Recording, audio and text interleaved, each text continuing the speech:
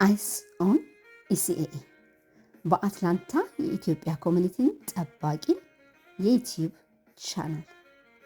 አይናችንን በኮሚኒቲያችን ላይ ጣል አድርገን እንደ ማህበረሰብ ውዴታና ግዴታችንን ለመወጣት ከእናንተ ጋር ቆይታ እናደርጋለን። ላይክ፣ ሼር፣ ሰብስክራይብ በማድረግ ድጋፋችሁ አይለየን። አይስ ኦን ኢሲኤኢ። ጤና ይስጥልኝ ክቡራንና ክቡራት ውድ የኮሚኒቲያችን አባላት እንዲሁም የኢትዮጵያ ኮሚኒቲ እድር አባላት እንዲሁም የዚህ ቻናል ተከታታዮች በሙሉ እንደምንሰነበታችሁ እንደምንከረማችሁ እያለን ሰሞኑን ደግሞ በኮሚኒቲያችን እድር ዙሪያ የሚናፈሱ አንዳንድ ዜናዎች ስላሉ እነዛ ዜናዎች የትኛው ነው ትክክል የሚለውን ለማጣራትና የኮሚኒቲው ወይም የእድሩ አባላት በሙሉ በቂ መረጃ እንዲደርሰው እውነተኛውን መረጃ እንዲያገኝ በሚል ከኮሚኒቲው እድር አመራር የኮሚኒቲው እድር ጸሐፊ የሆኑትን ሻምበል አላምረው ዘገየን ጋብዘን ይዘንላችሁ መተናል። ሻምበል አላምረው ዘገየ አሁን ያለንበትን ወይም እድሩ ያለበትን ወቅታዊ ሁኔታ ያለውን መረጃ በሙሉ አጠናቅሎ ይሰጡናል ብለን ተስፋ እናደርጋለን።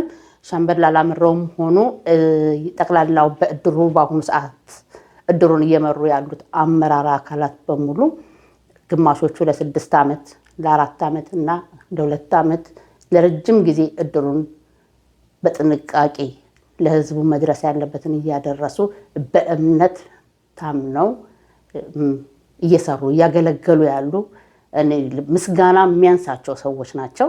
ዛሬም እዚህ ምስቅልቅል ውስጥ ገብተው እኛን ወይም እድራችንን ለማዳን በሚያደርጉት ጥረት ውስጥ ያለውን እውነታ እንዲያደርሱን አሁን ሻምበል እንጋብዛለሁ። ሻምበል እንደምንሰነበቱ አድማጮቻችንን ሰላም ብለን ወደ ጥያቄዎቻችን ብንገባ። እሺ፣ አመሰግናለሁ። በድጋሚ አሁን ለሁለተኛ ጊዜ ነው ኢንተርቪው ሳረግና በጣም ነው የማመሰግነው። ምክንያቱም ሰሞኑን የእድር ስብሰባ ጠርተናል። ኦገስት 2 ላይ የእድር ጥሪ አድርገናል እና እሱን ለህዝባችን ለማድረስ እድሉን ስላገኘሁኝ አመሰግናለሁ። በጣም ጥሩ። አሁን እንዳሉት የፊታችን እሑድ ኦገስት 2 2026 የኢትዮጵያ ኮሚኒቲ እድር አጠቃላይ አስቸኳይ ስብሰባ ጠርቷል። ይህንን በተለያዩ ፖስተሮች፣ ፍላየሮች ተበትኖ በተለያየ ቪዲዮዎች እየተቀረጹ መረጃው ሰሞኑን ሲደርሰን ቆይቷል። በሌላ በኩል ደግሞ እድሩን ኮሚኒቲውን ተቆጣጠር ያለው እድሩንም እቆጣጠራለሁ የሚል ጎንዮሽ የተቀመጠ አካል ደግሞ ስብሰባ የለም እኛ አልጠራንም እያለ ህዝቡም እንዳይመጣ የተሳሳተ መልእክት እስከ ማለት የደረሰ መረጃ ሲያስተላልፉ በግል ስልካችን እየደረሰን ነው እና በዚህ ጉዳይ ላይ እርስዎ እንደ ኮሚኒቲው እድር ጸሐፊ ምን ይላሉ? በተጨማሪ በዚህ ስብሰባ ላይስ መገኘት የሚችሉት እነማን ናቸው? የተወዛገበ ነገር ስላለ በክፍያ ዙሪያ ያልከፈሉ የእድር አባላት አሉ፣ የከፈሉ የተለያየ ቦታ የከፈሉ እድር አባላት አሉና እነዚህ የትኞቹ ናቸው በእድሩ ስብሰባ ላይ ተገኝተው መሳተፍ የሚችሉት? ይችን አጠር አድርገው ያብራሩልኝ። አመሰግናለሁ። እንግዲህ ይሄንን ስብሰባ የጠራ ነው ከ5 ወር ትግል በኋላ ነው። በተለያየ ጊዜ ለመጥራት ሙከራ አድርገናል። 1-2 ጊዜም ደግሞ ቀኖችን ነግረን ካንስል የሆነበት ጊዜ አለ። እንግዲህ ሁሉም ነገር እግዚአብሔር በሚለው ጊዜ ነው የሚፈጸመውና ኦገስት 2 ሁላችንም እንድንገናኝ እግዚአብሔር ስለፈቀደ የመጨረሻው ሰዓት ላይ ደርሰናል። እኛ ጥሪ አድርገናል። ጥሪ ያደረግነው ህጋዊ የእድሩ አመራሮች ስለሆነ፣ ከዛ በተረፈ ሌላ የእድር አመራር መጥቶ የተጠራ ጥሪ የለም ብሎ ከሆነ እኛ የምናውቀው ነገር የለም። እኛ የራሳችንን ጉዳይ ነው የምናውቀው።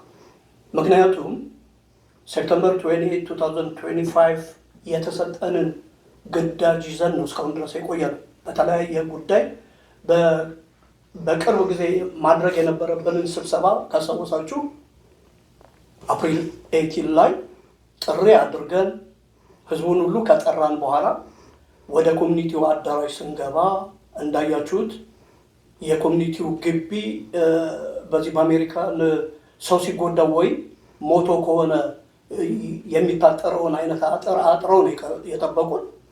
ግራ ገብቶን ነበረ። ስንገባ እኛ የምንመራውን የእድር ስብሰባ የቦርድ አባል ነን የሚሉ ሰዎች ይዘው ጠበቁን ማለት ነው።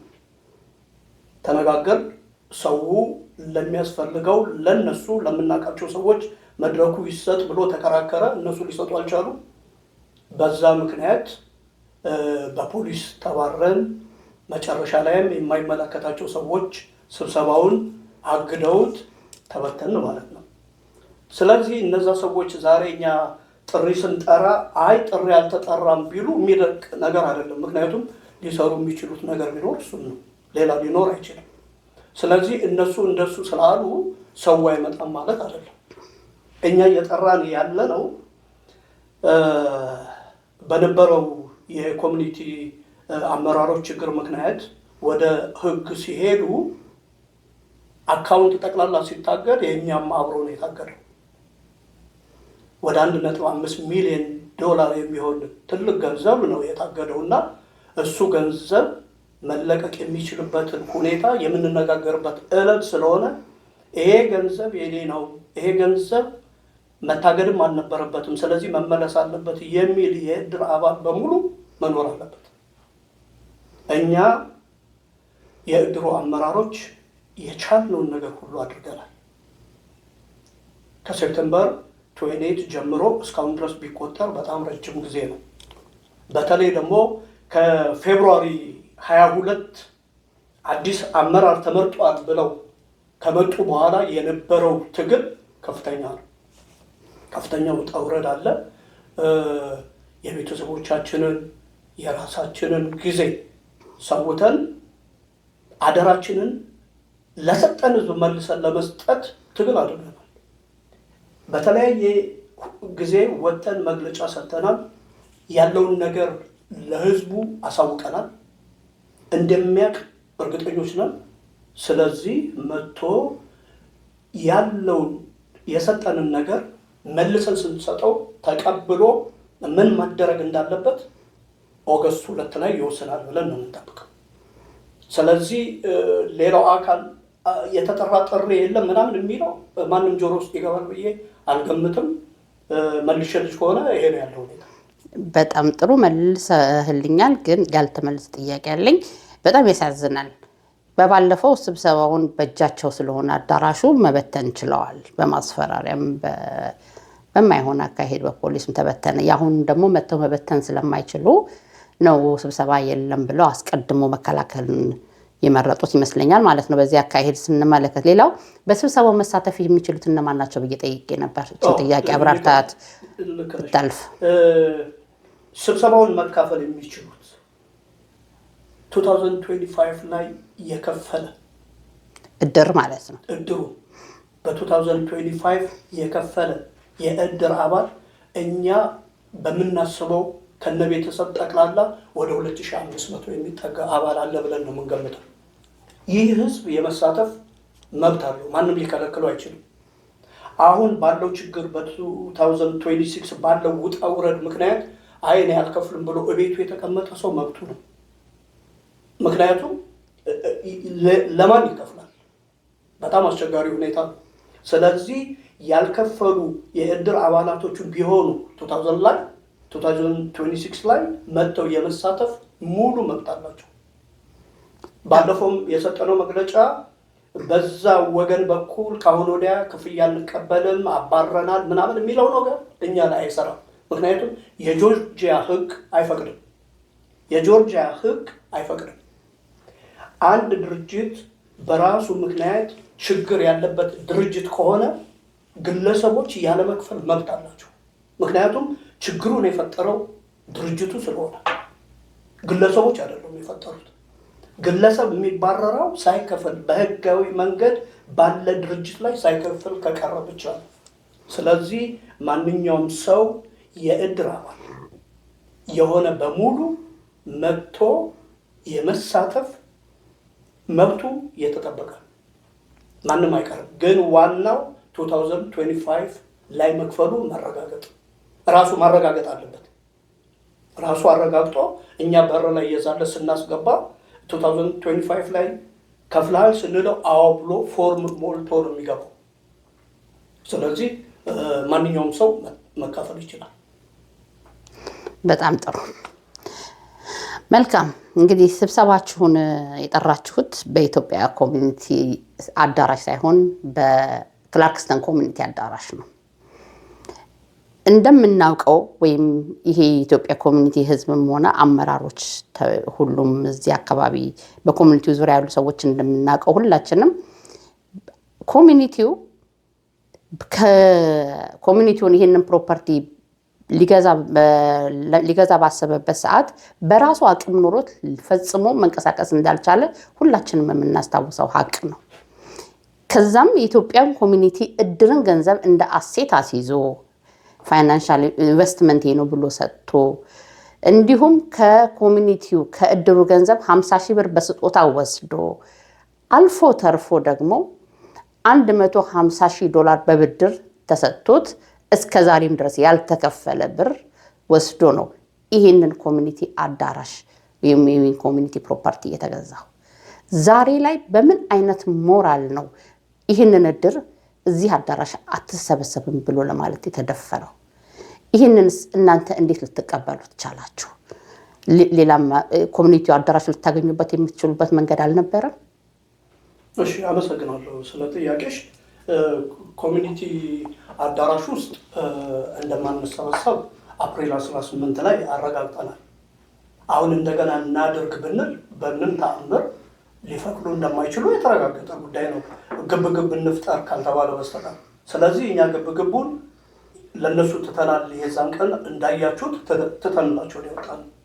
ግብግብ የሚያስፈልገን ነገር የለም።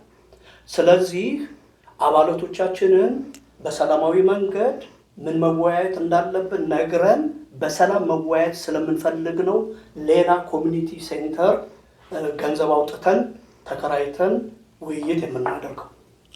ከዛ በተረፈ ይሄ ኮሚኒቲ ሲገዛ $50,000 እድሩ ስጦታ ሰጥቶ $150,000 አበድሮ እንደገና ደግሞ ከኮሚኒቲው የበለጠ የእድሩ አካውንት ብር ስለነበረው እሱ ታይቶ ነው የተገዛው። ለእድሩ የሚሰጥ ክብርና ውለታ ቀላል አልነበረም። ዛሬ ግን እንደምናየው የቦርድ መሪ ነኝ የሚል ግለሰብ ብዙ ጊዜ ሲናገር የምንሰማው ነገር ምንድን ነው? እኔ የማላውቀውን ኮሚኒቲ ነው እየመራው ያለው ብሎ ኢንተርቪው የሰጠ ቀን ነው ነገሩ ያበቃው። የማያውቀውን ኮሚኒቲ ነው እየመራ ያለው። ስለዚህ የማያውቀውን ኮሚኒቲ ከመራ ደግሞ ውጤቱ ይሄ ነው የሚሆነው። ኮሚኒቲውን አያውቀውም፣ እንዴት እንደተገዛ እድሩ ምን እንደሰጠ አያውቅም። ስለዚህ የሚያደርገው ይሄንን ነው። ፊት ለፊትም ተሰብስበን ስንነጋገር ብዙ ጊዜ እኔ ነግሬዋለሁ፣ ኮሚኒቲ እንደዚህ አይመራም። እንደዚህ ባለ ሁኔታ ላይ ኮሚኒቲ ሊመራ አይችልም። መስማት ስለማይፈልግ አልሰማም። እኔ እዚህ ጋር አንድ ማመስገን የምፈልገው ቀደም ብለው ይሄንን ኮሚኒቲ ሲመሩ የነበሩ ይሄንን ፕሮፐርቲ የገዙ ሰዎችን ሳላደንቅ አላልፍም። ለምን ቢባል ይሄንን የመሰለ ፕሮፐርቲ ሰጥተውናል። ገንዘቡ የእድሩ የምኑም ይሁን ይሄንን ሀብት ሰጥተውናል። ለነሱ ክብር አለ። አሁን ግን እየተመጣ ያለበት ሁኔታ ሲታይ በተለይ አሁን እድሩንና ኮሚኒቲውን ተቆጣጥረው ያሉ ሰዎች ልክ አይደሉም። በምንም መስፈርት ልክ ያልሆኑ ሰዎች ናቸው። በጓደኛ ብንል፣ በቤተሰብ ብንል፣ በቡድን ቢባል እንደሱ አድርገው ነው የያዙት። ሚኒሻ ሁሉ አለን የሚል ቡድን አንዴ እንደ ግሪሳ ወሮ የሆነ ነገር ሊያደርግ የሚችል ሁሉ ኃይል እንዳለ አይተናል። ስለዚህ ይሄ ነገር መቀልበስ የሚችለው በህዝብ ነው።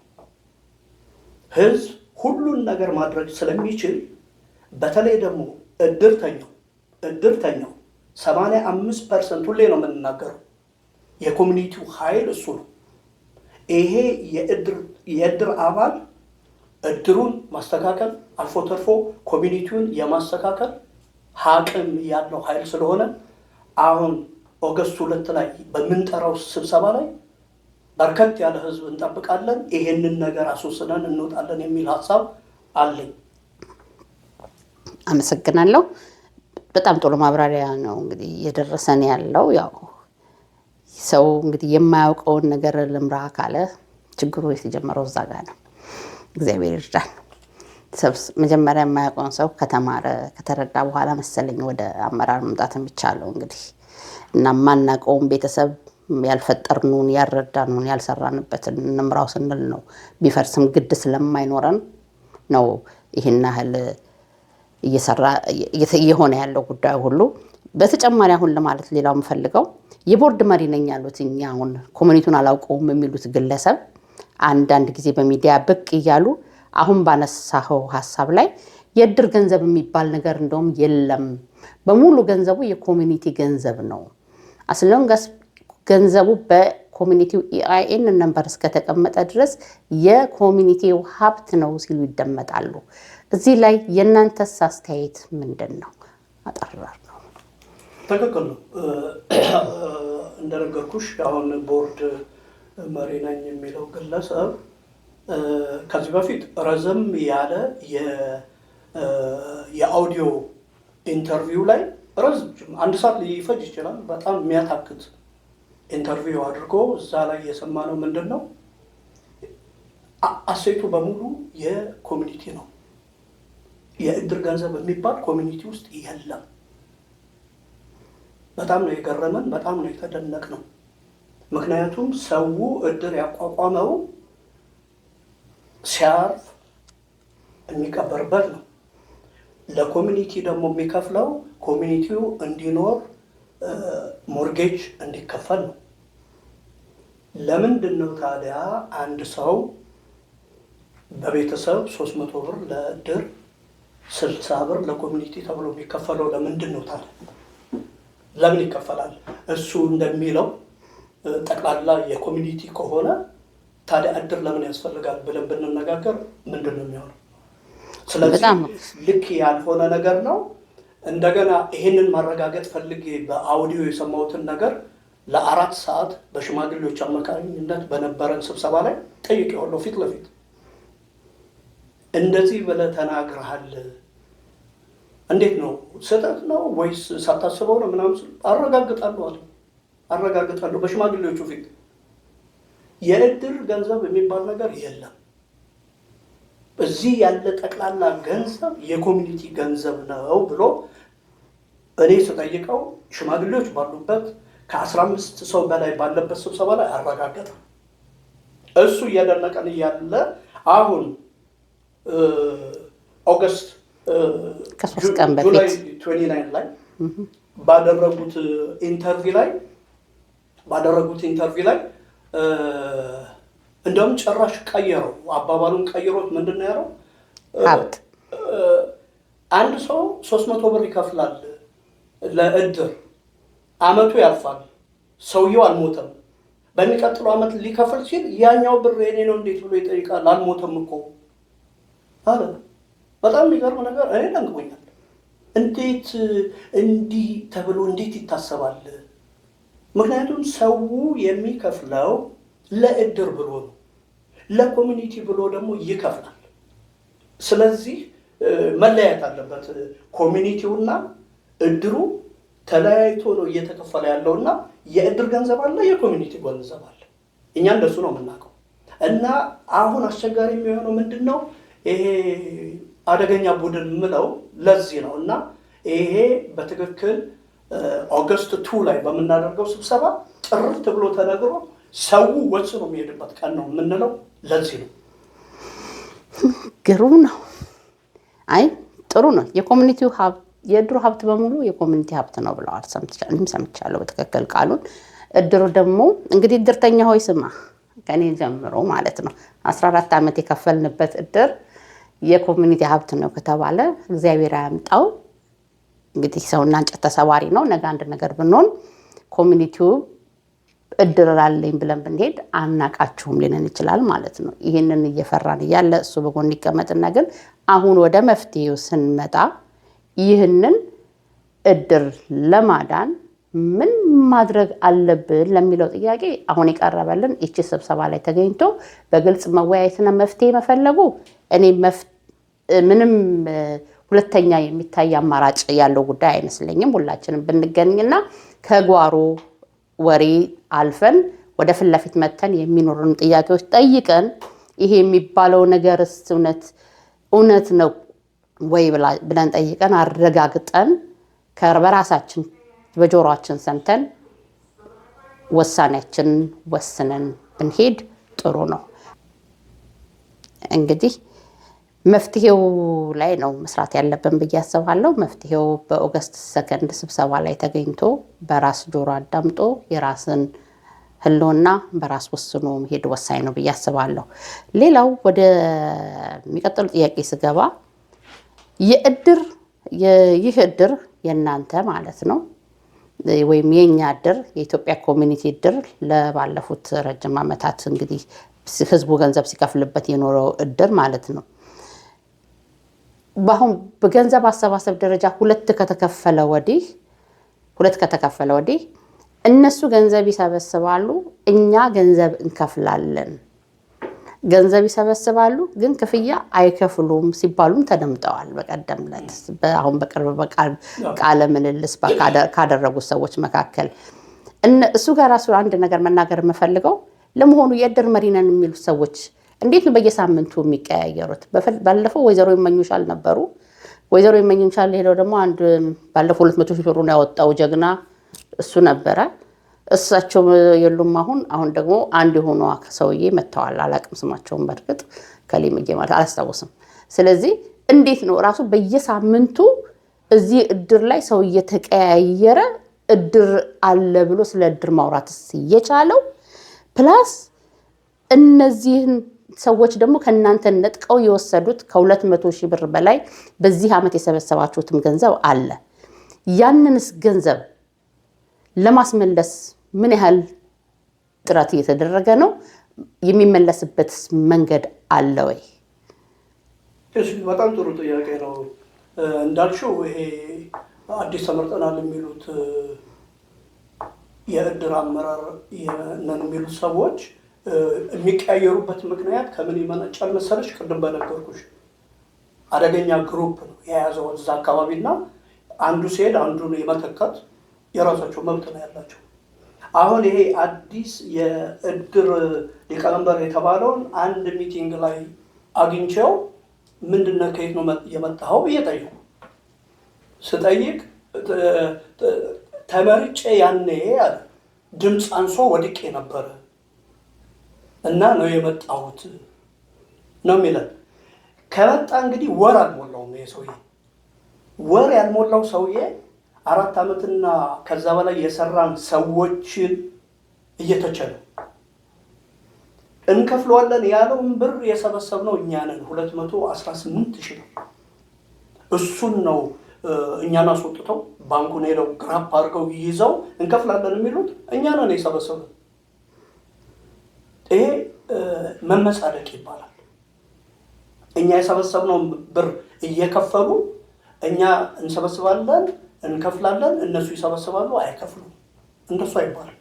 ያ የሚከፍሉት ገንዘብ ከኛ ላይ የወሰዱት በህገ ወጥ መንገድ የወሰዱትን ነው። እንደገና ይህ ግለሰብ የእድሩ ሊቀመንበር የተባለው ሰው ሰምታችሁት ከሆነ ብዙ ጊዜ ነው ስለ ህግ ያወራው። እኛ ህግ ብሎና ግን እኛን የሚከስበት አንዲት የህግ አንቀጽ የለችም። ዝም ብሎ እኛ በህግ ነው። በህግ ቢመሩ ኖሮ እዚህ ጣጣ ውስጥ አንገባም ነበር። በምንም ተአምር እንዲህ አይነት ችግር ውስጥ አንገባም ነበር። ለምን? በጣም የሚገርማችሁን ነገር የምነግራችሁ ሴፕተምበር 28 ላይ እኛ ከህዝቡ አደራ ወስደን ከ501c3 ወደ 501c12 በህግ አርቃቂዎች ሀሳብ አመንጭነት መጥቶ ህዝብ ያጸደቀውን ነገር ከ5 ወር በኋላ ፌብሩዋሪ 22 ላይ ከ5 ወር በኋላ ፌብሩዋሪ 22 ላይ ተመርጠው የመጡ ሰዎች ናቸው እኛን ጥያቄ ምልክት ውስጥ እየከተቱ ነው ያሉት። ያልነበሩ ሰዎች ማለት ነው፣ ምንም ውስጥ ያልነበሩ ሰዎች። ስለዚህ ይሄ ቡድን አደገኛ ነው የምለው ዝም ብዬ ከመሬት ተነስቼ አይደለም። ለህግ አይገዛም፣ ህግ አያውቅም፣ ህግ አያከብርም። ግን እኛ በህግ ነው የምንሰራው ሲልሽ ደግሞ ትሰማያለሽ። እና እንደፈለጉ ነው ሰው የሚቀያየሩት። ወድቀን ነበር በድምፅ አሁን ሰዎች ስለሌሉ ግን መጣን የሚሉ ሰዎች ናቸው የሰማነው። ወድቀን ነበር። በጣም ጥሩ። የምርጫውን ነገር ካነሳኸው አልቀረ የሆነ ነገር ማለት ፈልጋለሁ። ሲጀመር ምርጫው ህገወጥ ምርጫ ነው። ምርጫ የሚባል ነገር አልተደረገም ብለን እናምናለን። ህገ ደንብ አልጸደቀም። ይህንን ህጉን ያረቀቁት አካላት ጠንቅቀው ያውቃሉ፣ እየተናገሩ ናቸው ያሉት። የሰጠናቸው አጀንዳ ህገ ደንቡን እናጸድቃለን ብሎ ለመጡ ሰዎች አባቶችን አባረው ጮኸው አባቶች ላይ ከዛ በኋላ አባቶች በሌሉበት ወይም እኛ ብቻ በተገኘንበት ያንን ህገ ደንብ ረቂቅ በተወያየንበት ወቅት የተወያየውን ያህል ተወያይተን ብዙ ድምፅ አፈናና ረገጣን ቢኖር ያ ሁሉ ታልፎ ግን መጨረሻ ላይ የተሰጣቸው ውሳኔ ምንድን ነው? ሄደው ከመዋቅሩ ጀምሮ አስተካክለው እንዲመጡ። ይህ ያቀረቡት መዋቅር ለኮሚኒቲው እንደማይመጥን በድሮ መዋቅር ኮሚኒቲው እንዲሰራ እና በዛ መዋቅር መሰረት ህገ ደንቡ ተስተካክሎ እንዲቀርብለት ጉባኤው ጠይቋል በእለቱ። ሌሎች በርካታ ጉዳዮችም አወዛግበውን ቢኖሩም ቢያንስ ይሄ ተስተካክሎ የማያስፈልጉ የተባሉ ኮሚቴዎች ተወግደው የሚያስፈልጉት ብቻ ተጠናክረው ተሰርቶ እንደ አዲስ እንዲቀርብና እንዲጸድቅ ነው የተጠየቁት። ያንን አላደረገም ህግ አርቃቂው ኮሚቴ። አረቀቁ፣ ሰሩ፣ ኢቭን መዋቅሩንም አልቀየሩትም። እንዳየነው ያንኑ የተቀመጠው መዋቅር ነው ያለው። ግን ያንኑም ቢያስቀምጡ መልሰው ከነ ምክንያታቸው ወደ ህዝቡ አምጥተው ህዝቡን ያንኑ ያመጡትና የሰሩትን ነገር ማጸደቅ ነበረባቸው። ያንን ካጸደቁ በኋላ ነበር ወደ ምርጫና ወደ ሌላ ጉዳይ የሚኬደው። ለምን? ህጉ ጸድቆ። አሁን ግን ህግ አልጸደቀም። አንደኛ ህግ ሳይጸድቅ ምርጫ አይካሄድም። አንድ ይሄ ነው። ይሄንን ራሳቸው ህገ አርቃቂ ኮሚቴዎቹ ከጸሐፊው ጀምሮ መልስ ይሰጡበታል፣ እየሰጡበትም ነው። ተናግረዋል። የሚሰማ ስላልተገኘ ነው። ሌላው ከስብሰባ አጠራሩ ጀምሮ የወደቀ የስብሰባ አጠራር ነው። ኮሚቴ ስብሰባ አይጠራም። ተራ ንዑስ ኮሚቴ ናቸው። ኮሚኒቲው አባሉን በሙሉ ጠቅላላ ጉባኤ የመጥራት ስልጣን የላቸው። ያንን ስልጣን የሰጣቸው አካል የለም። ስለዚህ እነዛ ሰዎች በማን አለበኝነት ከመጠን በላይ ከሌላቸውን ስልጣን ወስደው ጠቅላላ ጉባኤውን ንቀውት ይሁን አሁን ነው በመልክ እንደሚያዩት በእንግዲህ በራሳቸው ልክ ይዩት። ግን ቢያከብሩት ጥሩ ነበረ። ህዝብ ነው። ህዝብ ደግሞ ትልቅ አካል ነው። የሁሉም ነገር መሰረት ነውና ህዝብ መከበር አለበት ብዬ አምናለሁ። ይሄ የኔ እምነት ነው። እና ጉባኤ የጠሩት ራሳቸው ናቸው። ያ ራሱ ውድቅ ያደርገዋል። ሁለት የመጣው ህዝብ መጠነኛ ህዝብ ነው። አጭሩ መናገር አልነበረብኝም። ይሄን ግን ትንሽ ልንገራችሁ ብዬ ነው እንደው ለሌሉ ሰዎች ግልጽ ለማድረግ። ለምን ምርጫ ተመርጧል ሲሉ ሰዎች ይደመጣሉ። ምርጫ አልተደረገም። የሆኑ ግሩፖች ተሰባስበው መጥተው የራሳቸውን በዝምድና እናት ልጇን ባልሚስቱን በጋብቻ በምን እኛ ዝርዝሩን ከነንትኑ ማቅረብ እንችላለን። ካስፈለጋችሁ በጊዜው እንገናኝ። አስፈላጊ ሲሆን መቅረብ የሚችል መረጃ ነው የምንነግራችሁ። አንድም ቀን ዋሽተናችሁ አናውቅም። የምንዋሽበት ምንም ምክንያት የለኝም። ምክንያቱም ከዚህ ኮሚኒቲ ራሳችን አሳልፈን ልንሰራ መጣን እንጂ ምንም አይነት ኢንተረስት የለንም። የሆነ አካል ግን ኢንተረስት ያለው አካል ነበረ። የተወሰኑ ወጣ ያሉ ሰዎች ሲመጡበት ግራ ተጋብቶ ኮሚኒቲውን እንደዚህ አይነት ምስቅልቅል ውስጥ ከቶታል። ያንን ምስቅልቅል ለማለፍ ግን በጣም ለዚህ ህዝብ ከባድ ሆኗል። ህዝቡ ዝምታን ስለመረጠ ወደ ምርጫው ስመለስ ምልአተ ጉባኤ አልተሟላ። ኢቭን አንድ 10ኛው መጥቶ ከነበረ እንኳን ፕሮሲጀር አለው። ያ ፕሮሲጀር አልተደረገም። ምን ነበር? ለነሱ ተዋለሁ። እዚህ ጋር ማብራራት አይጠበቅብኝም። ከዛ የምርጫው ሰዓትና ገደብ አልነበረው። በስንት ሰዓት ተጀምሮ በስንት ሰዓት አለቀ አናውቅም። ሌሊቱን ሙሉ ነው ሲመረጥ ያደረው። የተወሰነ ሰዓት ድረስ ቆይቼ በአካል ተመልክቻለሁ እኔ ማለት ነው። ከምርጫው ካለቀ ከተነሳ በኋላ መምረጥ ማስመረጫው ካርዱ ምኑ ከተሰብስቦ ከገባ በኋላ ከመድረክ ጀርባ ሳይቀር ወረቀት እየተሰጣቸው ሰዓት እላፊ ሰዎች ምርጫ ያካሄዱ ነበር። ያ ሰዓት እላፊ ምርጫ እስከዛ እስከ ሌሊቱ 2 ሰዓት ድረስ ቀጥሏል። እቤት እያሉት በሙሉ እየተደወሉ እየተጠሩ ነው ምርጫ እየተካሄደው። ቃለ ጉባኤ ላይ እኮ መጣ የተባለ ሰው ቁጥርና መረጠ የተባለው ህዝብ ቁጥር አይገናኙም። እንዴት ነው ያዩት? ይሄን ያህል ባዶንን እንዴ? በዚህ ደረጃ ግን መታየታችንን ያሳዝነኛል። ይሁን እንግዲህ ይህንን ማስተካከል የኛ ኃላፊነት ነው። እንደ አባል ዝቅ ብለን ሄደን የመረጥናቸውን አመራሮች ጠይቀን ይህንን ነገር ማስተካከል አለብን። የማያስፈልግ ስራ የሚሰሩ ሰዎችን ከቦታው ላይ ዞር አድርገን የህብረተሰቡ የሚያምናቸውን ሰዎች በቦታቸው ላይ መመለስ ግድ ይለናል፣ ወይም መስራት ግድ ይለናል ብዬ አስባለሁ። እና ምርጫ አልተካሄደም። ተጨማሪ እድሩ ጋር ስመጣ የእድሩ አስመራጭ ኮሚቴ ጸሐፊ ይቅርታ አምሶሪ በጣም ላስተካክለው። የአስመራጭ ኮሚቴው ጸሐፊ እድር ማስመረጥ እንደማይችሉና እንደውም እባካችሁ አስመርጡልን ተብለን ነው ያስመረጥነው እንጂ ህጉ አይፈቅድልንም ብለው በአደባባይ ተናግረዋል። ህግ የማይፈቅደውን ስራ ለምን ይሰራሉ? ትልቅ ሰው አይደሉም እንደሳቸው? ያንን ህግ የማይፈቅደውን ስራ በመስራታቸው ነው ዛሬ ሌሎች ህገ ደንቡን ተከትለው የሚሰሩ ከዛሬ 6 ዓመት ጀምሮ በቦታው ላይ ያሉ ለ4 ዓመት ያገለገሉ ለ2 ዓመት ያገለገሉ አመራር አካላትን በታማኝነት በቅንነት ያገለገሉ አካላትን ዞር በሉ ብለው ድምጽ ያልሞላልኝም አልተመረጥኩም ነበር በጎደል ለመጥቻለሁ እያሉ ሌሎች ሰዎች እንግዲህ ቦታውን እንደ በየሳምንቱ የሚቀያየሩበት ስቴብል ከሆነ መቆየት ይቻላል። እውነት ካለ ቀጥ ብሎ መቆም ይቻላል። ምንም ይንገዳገድ ወንበሩ አይጥልም፣ መቆየት ይችላሉ።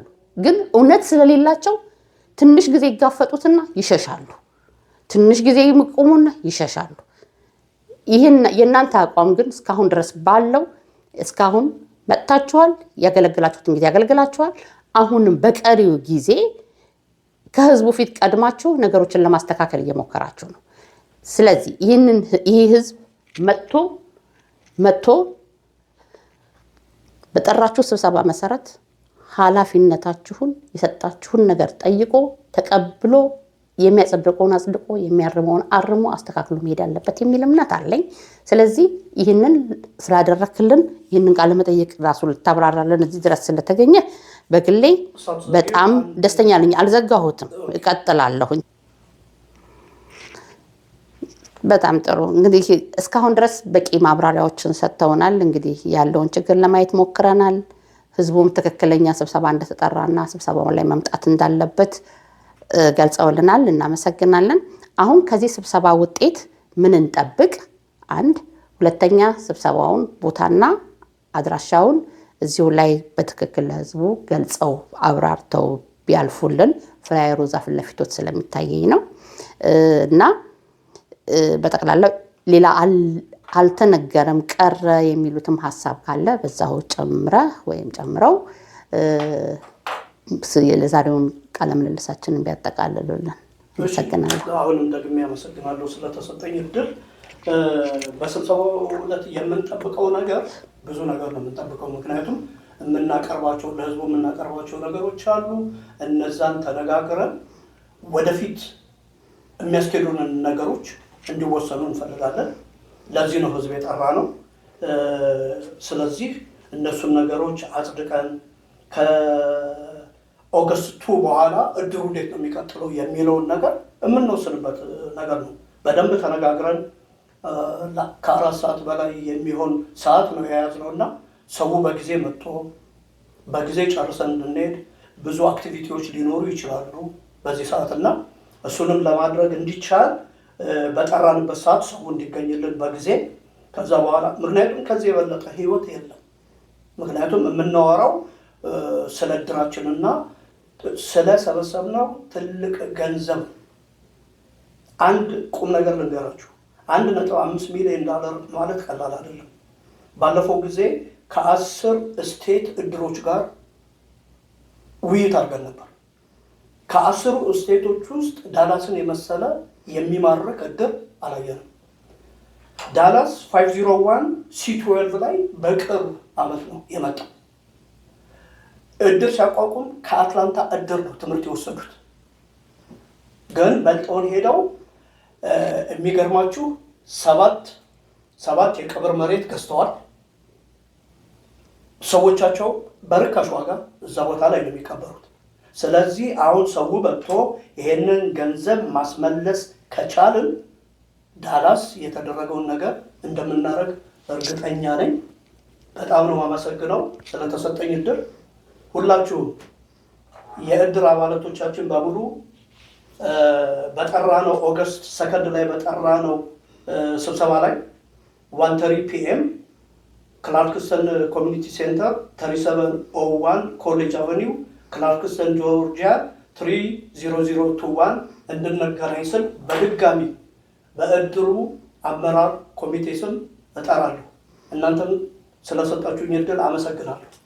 እናመሰግናለን። እግዚአብሔር ያክብርልን። ለወገኑ የሚደክም ወገን በማግኘታችን እኛም በጣም እድለኞች ነን። እናንተን አያሳጣን። ከአቶ ዘውዴ ጀምሮ ለኮሚኒቲው የከፈሉትን አስተዋጽኦ በቀላል የምናየው አይደለም። ህዝቡን በቀላሉ ሊያየው አይገባም እና እስካሁንም ላደረጋችሁት ለከፈላችሁት ሁሉ መስዋዕትነት ከልብ እናመሰግናለን። አሁንም ሳትሰለችሁ የጀመራችሁትን ዳር አውጥታችሁ ገንዘባችንን አስመልሳችሁ ጥሩ ደረጃ ላይ እንደምታደርሱን ተስፋ እናደርጋለን። እንግዲህ ሌላኛውም ወገን ልብ እንዲገዛ ሰላም እንዲያገኝ አብረን በጋራ የምንቆምበትን ለኮሚኒቲያችንና ለህዝባችን የምንሰራበትን የራሳችንን የግል ጥቅም ኢጎ ኢንተረስት ወደ ጎን ትተን ወደ መስመር የምንገባበት ሁኔታ ቢኖር የሁላችንም ደስታ ነው። ይህ እንዲሆን እግዚአብሔር አምላክ ይርዳን። ከልብ አመሰግናለሁ። እግዚአብሔር ያክብራልን። ጨርሻለሁ። አይስ ኦን ኢሲኤኢ በአትላንታ የኢትዮጵያ ኮሚኒቲን ጠባቂ የዩቲዩብ ቻናል አይናችንን በኮሚኒቲያችን ላይ ጣል አድርገን እንደ ማህበረሰብ ውዴታና ግዴታችንን ለመወጣት ከእናንተ ጋር ቆይታ እናደርጋለን። ላይክ፣ ሼር፣ ሰብስክራይብ በማድረግ ድጋፋችሁ አይለየን። አይስ ኦን ኢሲኤኢ